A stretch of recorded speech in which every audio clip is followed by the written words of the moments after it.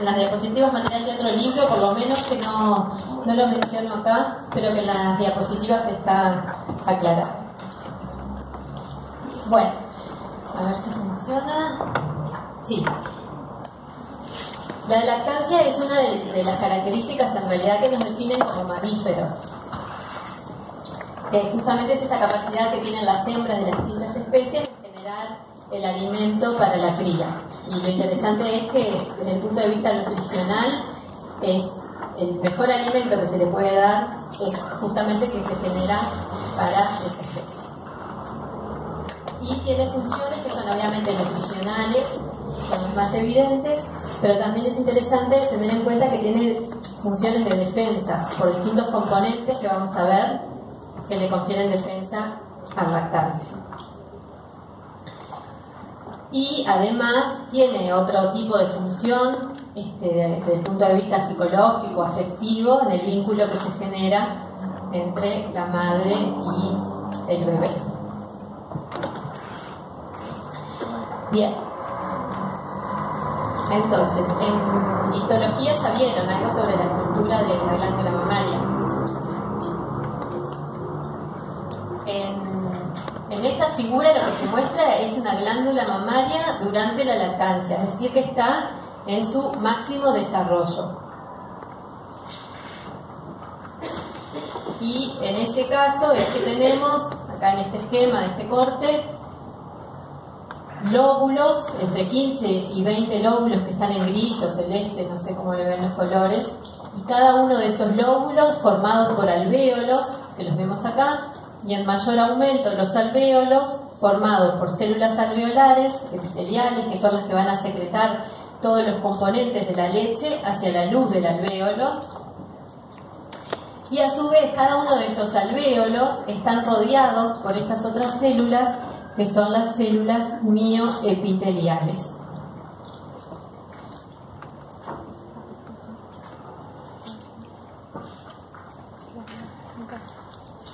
Estas células mioepiteliales van a ser importantes, las células alveolares son importantes para la síntesis de los componentes de la leche, para la síntesis de la leche. Y las células mioepiteliales van a ser importantes para la eyección de la leche, es decir, que la leche que se secreta hacia la luz del alvéolo luego tiene que ser eyectada hacia el sistema de ductos. Y para eso va a ser importante la acción de la oxitocina sobre las células mioepiteliales que tienen justamente la capacidad de contraerse y de eyectar la leche. Bueno, y a su vez este sistema de ductos va a terminar en el conducto galactóforo, que es el que desemboca en el pezón, de donde el lactante obtendrá la leche. Bien, y si ahora vemos una célula alveolar, pero en mayor aumento, vamos a ver, acá estaría la luz del alvéolo, esta es la membrana apical, y acá tenemos una célula, esta sería la membrana basal que tiene un capilar por acá, y una célula mioepitelial que está rodeando. Y lo que está esquematizada en esta célula son 5 mecanismos diferentes por los cuales distintos productos pueden llegar a la luz alveolar a formar parte de los componentes de la leche. Entonces fíjense, que está marcado como 1, acá esta vía secretora, se forman vesículas del aparato de Golgi que luego se unen a la membrana apical y por exocitosis se liberan los productos. Acá, por ejemplo, están indicadas proteínas. La principal proteína de la leche es la caseína. Pero también, si se fijan por acá, hay sales y azúcares que se están secretando también por exocitosis por el mismo mecanismo. Unión de la membrana de la vesícula a la membrana apical y liberación de estos productos. Si son los carbohidratos, por ejemplo, el principal sería la lactosa. Bueno, nos vamos al 2. El mecanismo 2 es esta endocitosis, exocitosis transcelular. Fíjense que acá lo que está ocurriendo es que se toman proteínas, por ejemplo, desde la sangre materna, se forma una vesícula Es decir, esto sería una endocitosis mediada por receptor. Esta vesícula viaja todo a través de la célula y luego es liberada por exocitosis. Si tuviéramos que decir alguna proteína que viaja por este mecanismo, sería por ejemplo inmunoglobulinas A. Y esa es una de las formas por las cuales la leche materna le confiere un mecanismo de defensa al lactante. Y es porque la madre le transfiere anticuerpos, inmunoglobulinas, principalmente del tipo A, al lactante de esta forma.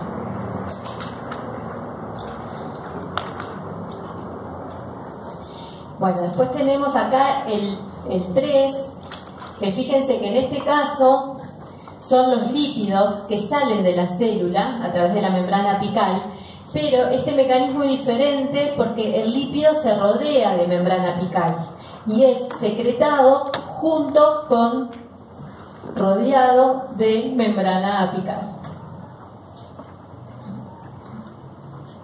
Después tenemos el mecanismo 4, que sería simplemente un transporte a través de la membrana apical de la célula, a través de canales o de transportadores. Podría ser que algunas sales y agua pasaran por canales o por transportadores que se encuentran en la membrana apical.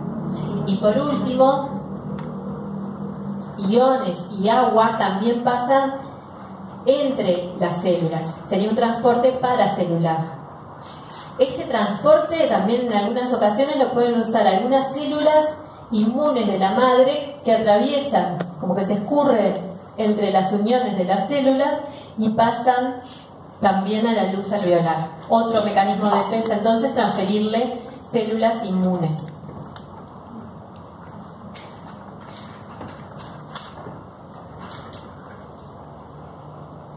Bueno, y obviamente el agua va a pasar por un mecanismo de ósmosis. Va a haber mayor presión osmótica a nivel de la luz, generado principalmente por la lactosa, y eso va a arrastrar el agua, lo que le va a dar cierto volumen a la secreción.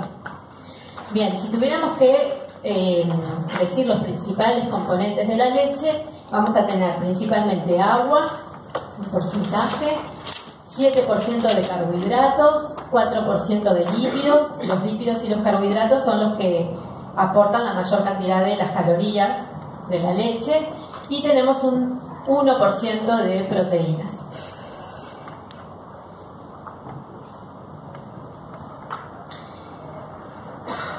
Si tuviéramos que decir en realidad todos los componentes de la leche, tendríamos una lista de 100 componentes. Imagínense, acá estamos mencionando los tipos de componentes más importantes y vamos a ver algunos ejemplos, pero en realidad la cantidad de componentes es una lista muy larga. Principales carbohidratos, ya mencionamos la lactosa. Los lípidos pueden ser triglicéridos o fosfolípidos. Las proteínas, ya mencionamos las caseínas, mencionamos la inmunoglobulina A. También hay lactoalbúmina y esta otra proteína, lactoferrina, que es otro mecanismo por el cual la madre transfiere de alguna manera inmunidad al lactante. Esto es porque esta proteína une hierro, atrapa hierro con gran afinidad, y esto hace entonces que el hierro no esté disponible para bacterias, microorganismos que lo necesitan para poder crecer. Entonces, de esta manera lo está defendiendo contra posibles patógenos. Y tenemos después minerales y vitaminas, como sodio, calcio, solo por mencionar algunos, pero es una lista enorme de minerales, una lista enorme de vitaminas. Bien, y esto no es como para nada se fijen en los números en detalle, pero es simplemente porque quería recordar que tenía que decirles que la primera secreción que se produce no es de leche materna propiamente dicha, sino que es calostro, que es similar, pero tiene menor volumen, tiene un color amarillento, tiene más capacidad más función de defensa. Fíjense que, por ejemplo, otro mecanismo que habíamos comentado, que eran las células inmunes, aparecen más concentradas en el calostro que en la leche humana. Y después simplemente a modo de comparación con la leche bovina, que es la que después seguimos ingiriendo habitualmente cuando se terminó la lactancia.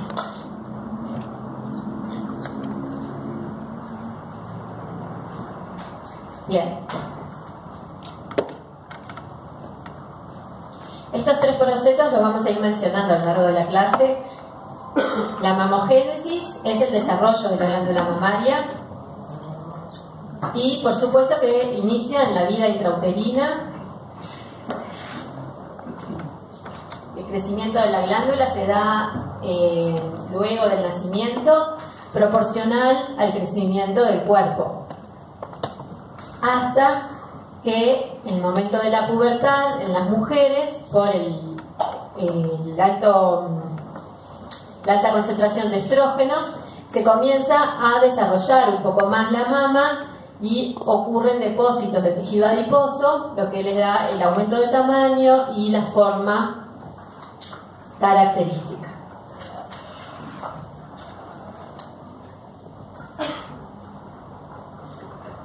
Pero en realidad la glándula no llega a ser una glándula desarrollada completamente y con capacidad secretora.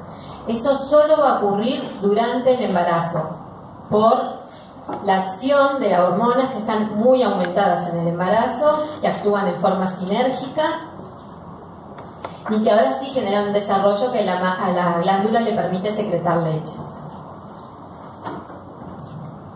Cuando se termina la lactancia, esa glándula va a regresar y se produce apoptosis de las células alveolares y se tendrá que volver a desarrollar en el caso de que haya otro embarazo y otra lactación. Bueno, después tenemos la lactogénesis, que sería el inicio de la producción de leche.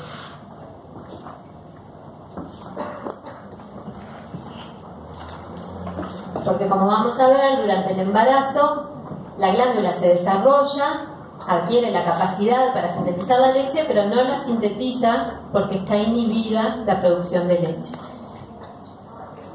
Y cerca del momento del parto y inmediatamente después del mismo, se dan las condiciones para que se inicie la producción de leche, o sea, la lactogénesis.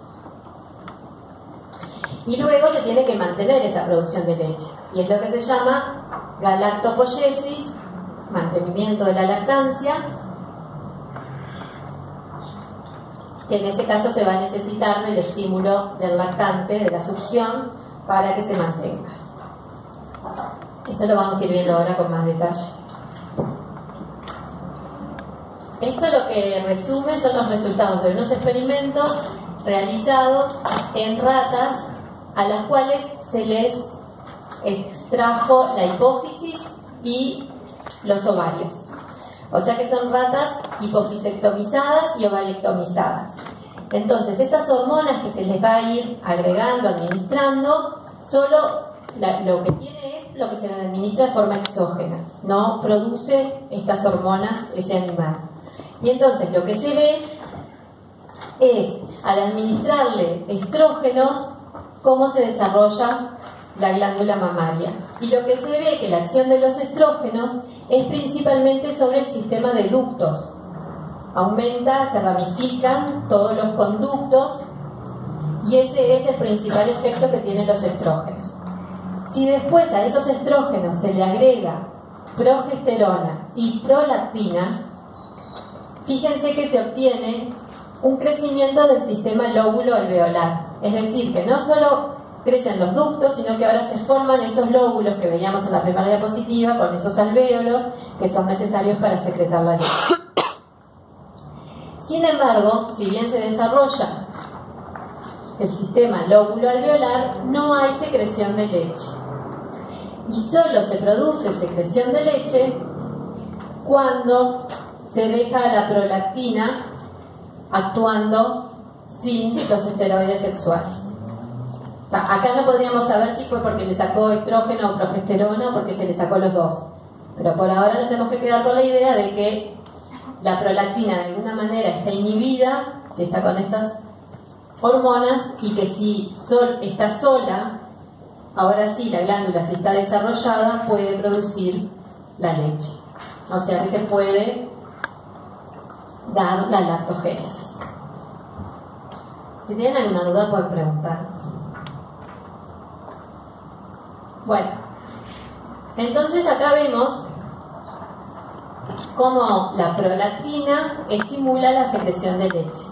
Fíjense, la prolactina es una hormona del tipo de las proteicas, o sea, es un polipéptido que tiene varios aminoácidos, casi 200, de una sola cadena, y por lo tanto, cuando llega a su célula blanca a través de la sangre, se va a unir a receptores que están en la membrana plasmática de la célula, en este caso alveolar.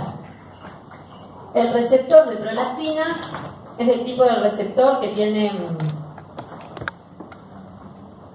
no sé si vieron en bioquímica los distintos tipos de receptores ya, cuando vieron endocrino probablemente, y en este participan los JAK-STAT, que lo que hacen en definitiva es activar tirosinquinasas, es decir, que se van a fosforilar determinadas proteínas, entre las cuales puede haber factores de transcripción, que lo que van a hacer es estimular la expresión génica.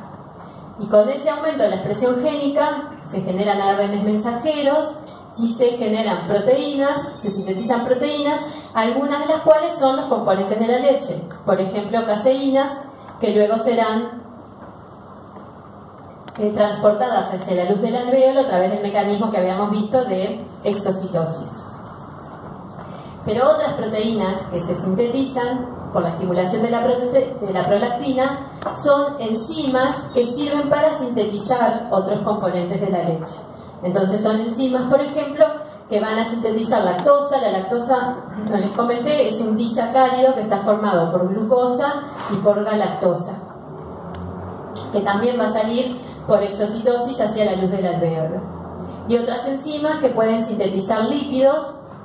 Los lípidos también pueden ser captados de la sangre materna y transportados a través de la célula hacia la luz. Pero hay otros lípidos que pueden ser sintetizados y saldrán por el mecanismo que habíamos visto, rodeados de membrana apical. Entonces la prolactina de esta manera estimula la síntesis y la secreción de la leche.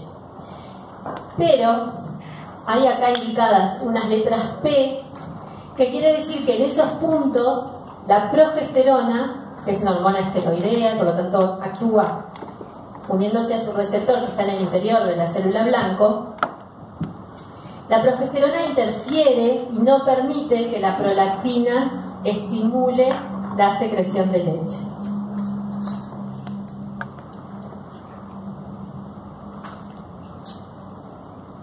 O sea que de estos dos candidatos teníamos progesterona, prolactina y estrógenos estimulando el desarrollo de la glándula.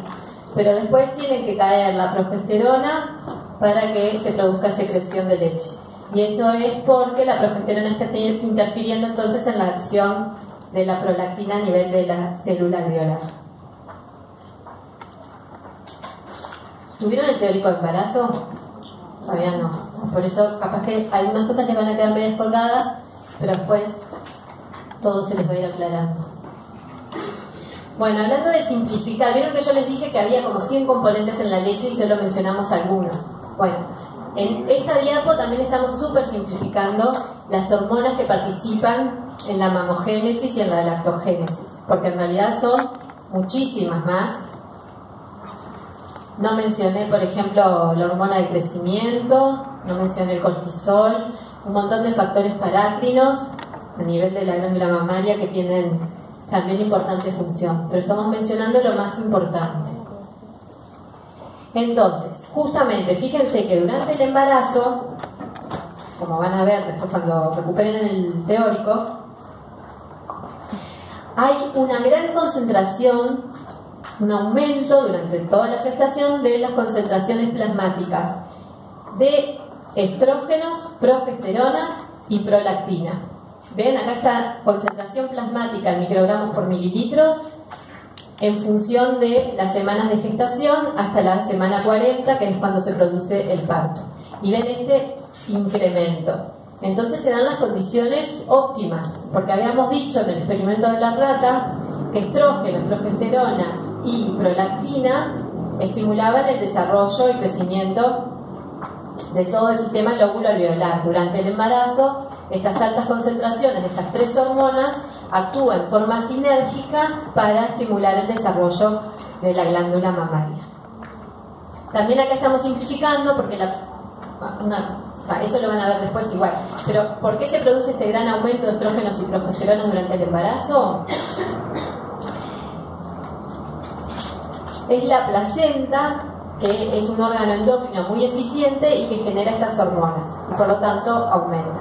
Bien, al principio todavía no tenemos a la placenta, pero igual se produce un aumento de estrógenos y progesterona porque el cuerpo lúteo de la mujer embarazada continúa funcionando. No se produce luteólisis y por lo tanto ese cuerpo lúteo está generando estrógenos y progesterona y luego la placenta va a generar todavía más. Y entonces eso contribuye al aumento de estas hormonas, el desarrollo de la glándula mamaria. Pero a su vez la placenta libera otras hormonas, lactotrofo, por ejemplo, que también tiene lactotrofo, hormona, tiene distintos nombres, pero van a ver que es una como específica de la placenta y que también cumple una función de desarrollo de la glándula mamaria. Pero seguimos simplificando y ponemos las principales.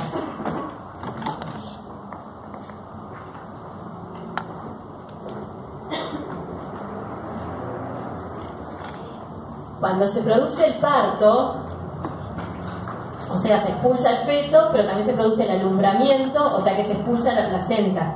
Si ya no hay más placenta, no tenemos ese órgano endocrino generando estrógenos y progesterona y caen muchísimo los valores. No se nota acá, porque acá ya es 1, 2, 3 semanas después del parto y ven que los valores de estrógeno y progesterona cayeron. Los valores de prolactina, si bien caen, lo hacen de forma mucho más lenta. Y entonces ahí se están dando las condiciones ideales para la lactogénesis. Porque tenemos la glándula en su máximo esplendor, completamente desarrollada por la acción de todas estas hormonas que vimos, pero ahora tenemos una caída de la progesterona que estaba inhibiendo la secreción de leche. Y la prolactina sigue alta y por lo tanto estimula la secreción de leche, se produce la lactogénesis.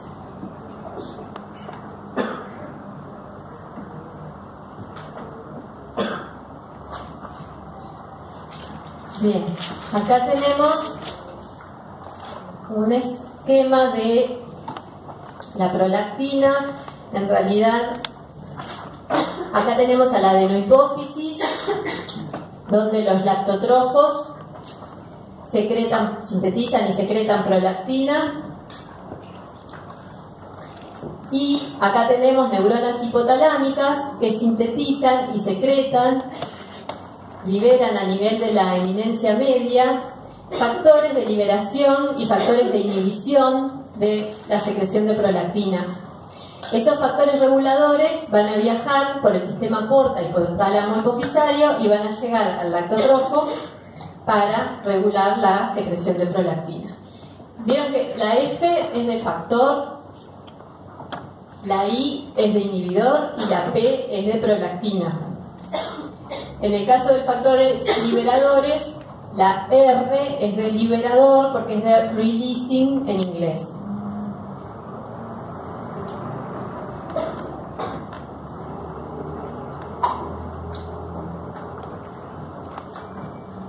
Bueno, entonces acá tenemos el eje, que es un eje bastante particular y tiene algunas diferencias con los otros ejes que ya han visto en endocrino. Miren, por un lado tenemos factores liberadores y factores inhibidores desde el hipotálamo. Como factor liberador pusimos TRH. La TRH es la hormona liberadora de tirotrofina, o sea, de la TSH. Ustedes, si hicieron la tarea grupal de hipófisis, ya sabían que la TRH producía liberación de prolactina, porque a la paciente se le inyectaba TRH y se medían las concentraciones de TSH en respuesta a esa TRH, pero también se medían los cambios en la concentración de prolactina. Pero además tenemos un factor inhibidor que es la dopamina. Y la dopamina aparece ahí al lado de una flecha más gruesa, porque en realidad la secreción de prolactina estaría tónicamente inhibida. ¿Esto qué quiere decir?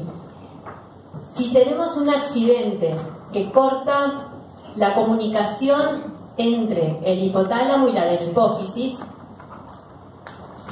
la mayoría de las hormonas adenohipofisarias lo que va a pasar es que van a disminuir su concentración. Por ejemplo, no tenemos TRH, por lo tanto la secreción de TSH va a disminuir, y así con todas las hormonas adenohipofisarias. Sin embargo, la prolactina es la única que va a aumentar la concentración en esta situación patológica. Y eso es porque lo que predomina es la inhibición por la dopamina. Bien, entonces, la adenohipófisis libera prolactina, la prolactina estimula a la célula alveolar de la glándula mamaria para que se produzca secreción de leche. Y acá tenemos otra diferencia con las otras glándulas, porque cuando veían los ejes, llegábamos a una glándula endocrina que secretaba hormonas, por ejemplo las hormonas tiroideas, en respuesta a la TSH, que iban a regular todo el eje. Pero acá la prolactina está estimulando una glándula exócrina que es la glándula mamaria, y por lo tanto no tenemos ese feedback. Lo que sí tenemos es este otro feedback, que es la prolactina actuando sobre la liberación de dopamina. Y lo que hace la prolactina es estimular la secreción de dopamina. Entonces, ¿qué tipo de feedback o de retroalimentación es? Es negativo, ¿no? Porque lo que ustedes se tienen que fijar es, ¿qué es lo que pasa? Aumenta la concentración de prolactina. ¿Cuál es el efecto que genera ese feedback al aumentar la dopamina? Es que disminuye la prolactina. Entonces, si van en sentidos inversos, aumenta prolactina, baja prolactina, es un feedback negativo. ¿Y de arco largo o corto? Es de arco corto porque es el producto de la hipófisis actuando sobre el hipotálamo.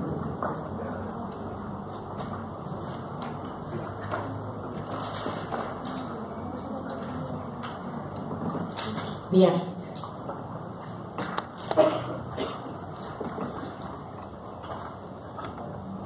Bueno, acá vemos como en más detalle estos factores liberadores e inhibidores del lactotrofo. TRH es un péptido, dopamina es una catecolamina.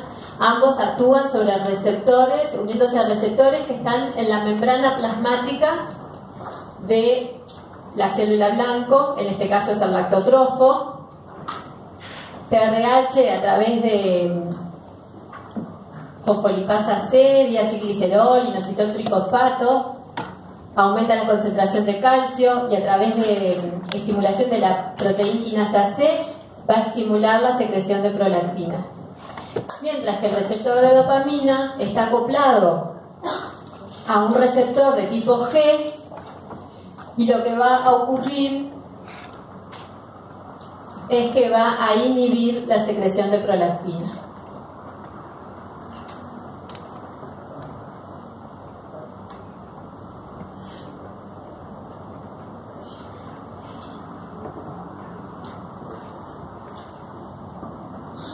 Bien.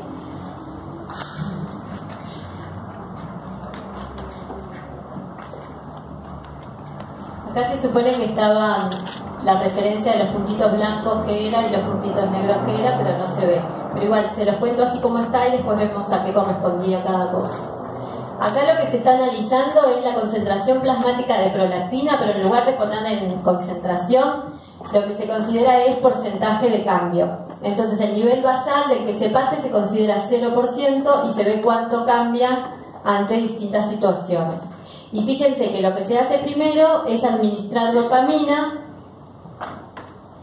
durante 3 horas Y lo que ve, lo que pasa, como habíamos dicho, la dopamina inhibe la secreción de prolactina, por lo tanto disminuye la concentración plasmática y pasa a valores negativos de 0% que considerábamos el basal, disminuye. A su vez, cuando se deja de administrar la dopamina, hay un aumento de la secreción de prolactina, por lo tanto va a aumentar la concentración plasmática y ven que hay un efecto rebote porque no se llega al mismo nivel que se tenía, sino que se llega a valores mucho más elevados. Y ese efecto rebote es mucho mayor en los puntitos blancos que en los puntitos negros. Los puntitos blancos corresponden a una mujer y los puntitos negros corresponden a un hombre. O sea que la prolactina tiene otras funciones aparte de la lactancia, pero que no serían el tema de esta clase. Bien. Entonces, ya vimos por qué aumenta estrógeno y progesterona durante el embarazo. Lo que no vimos es cómo se explica el aumento de prolactina durante el embarazo.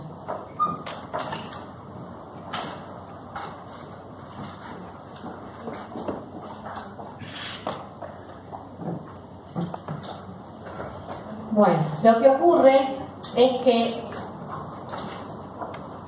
durante el embarazo, estas altas concentraciones de estrógeno que vimos que ocurrían van a estar produciendo un estímulo a nivel de la hipófisis que va a generar que aumente el número de lactótrofos y que aumente el tamaño de los mismos.